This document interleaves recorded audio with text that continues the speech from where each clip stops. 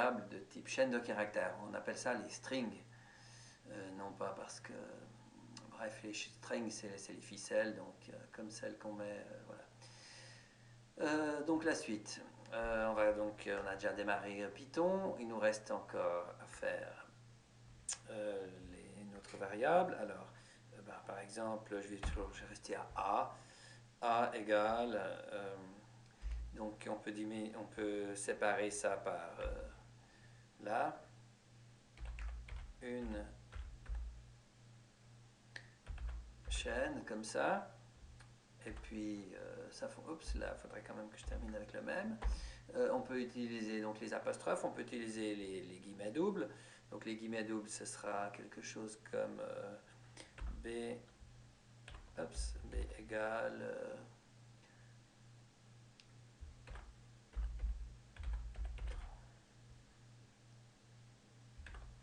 alors ça fonctionne.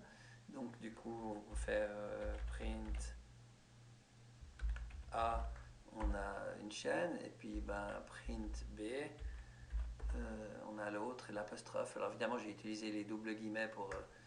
enfin les guillemets à double puisque... Et puis maintenant, si je vais mettre une chaîne ayant de tout là-dedans, on doit faire quelque chose comme ça. C égale, et puis on utilise les triples. Alors...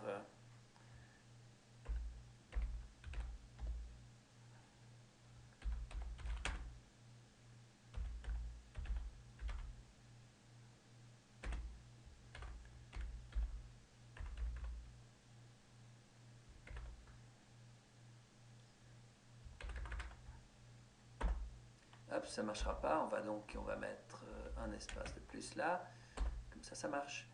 Et puis, print. Voilà. Maintenant, évidemment, la chaîne bidon, elle contient un espace derrière. C'est peut-être pas très malin, mais voilà. Ensuite, les chaînes, on peut les utiliser comme des tableaux. C'est-à-dire, si je fais print... Ah, pourquoi ça marche pas? J'ai dû cliquer ailleurs. Print A, A0, eh bien c'est le premier de la liste, c'est U. Print A1, c'est le N, etc. Puis, etc. Donc ça commence à 0. La longueur de la chaîne, on peut l'obtenir comme ça. Print len de A. Et puis ça me donne la longueur qui vaut 10. Et puis je peux prendre des tranches. Alors les tranches, c'est un peu spéciaux avec l'index. Hein. Print A de 0 à, je sais pas, si je mets de 0 à 5, par exemple, on pourrait s'attendre à avoir 6 lettres. Mais non. J'ai oublié de fermer la parenthèse. Mais non, il y a une C seulement. Donc, il manque le H. Pourquoi? Parce que avec Python, le 5 n'est pas compris. Le premier que je mets là, il est compris, donc je vais aller de 0 à 4, et non pas de 0 à 5. En fait, pour que ça fonctionne, c'est pour que ça fonctionne bien. Par exemple, si je fais print de 0 à len de A, et je ferme le crochet et la parenthèse, et puis ça met une chaîne en entier. Évidemment, len de A, d'accord, c'est 10. Alors si je mets de 0 à 10, puis que j'en ai... que le premier commence à 0, il ne faut pas imprimer le dixième, ça va que de 0 à 9. Il y en a 10, mais ils sont numérotés de 0 à 9. D'où l'idée du Python de ne pas inclure le dernier chiffre qui est mentionné ici. Donc là, c'est bien 0, 1, 2, 3, 4 qui sont imprimés. Voilà. On peut aussi concaténer les chaînes. Donc, pour les concaténer, c'est l'addition. Donc, par exemple, print 1 plus mot. Hop, il faudrait quand même... Oui, mais c'est juste. j'ai fait juste mot, je suis un peu fatigué, on dirait. Et puis ben, ça me ferait print un mot. Et puis ben, pour la multiplication, on peut multiplier les chaînes aussi.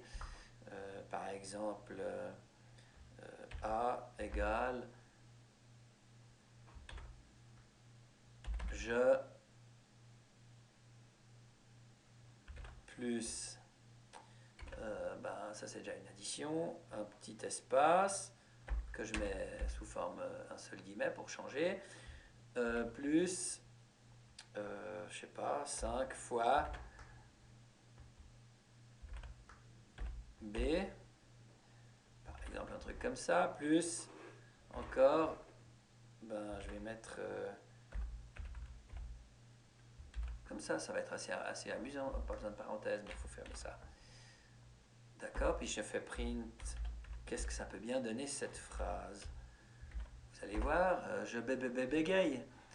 Donc voilà, ça fonctionne bien. Donc j'ai multiplié 5 fois B, donc j'ai 5 fois B avant le gay qui suit. Donc on a utilisé l'addition, la multiplication, 5 fois B avec accent aigu, plus gay. Voilà, je crois qu'on a à peu près vu tout ce qu'on peut faire avec les chaînes de caractères. Merci de m'avoir écouté.